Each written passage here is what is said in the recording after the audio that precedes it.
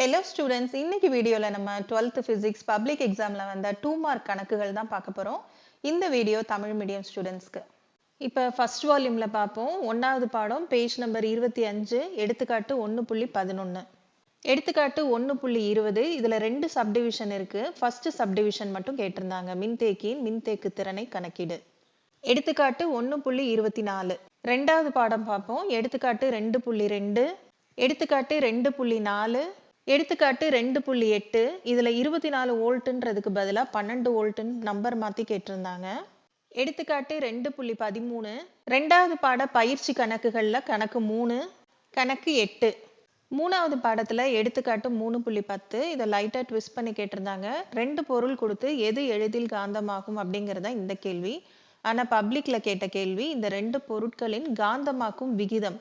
அப்ப நம்ம ஆன்சர்ல ஃபர்ஸ்ட் பொருளுக்கு 0.5 வருது, ரெண்டாவது பொருளுக்கு 2 வருது. இதை நம்ம ஒரு விகிதமா எழுதிடணும், அவ்வளவுதான். 0.5/2.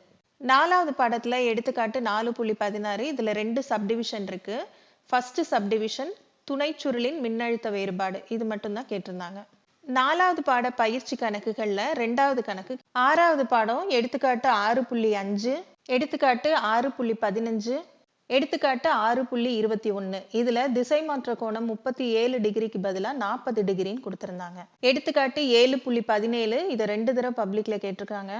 பயிற்சி கணக்குகள்ல ஃபர்ஸ்ட் கணக்கு. எட்டாவது பாடத்துல எடுத்துக்காட்டு 8.9, ஒன்பதாவது பாடத்துல எடுத்துக்காட்டு 9.1, எடுத்துக்காட்டு 9.7.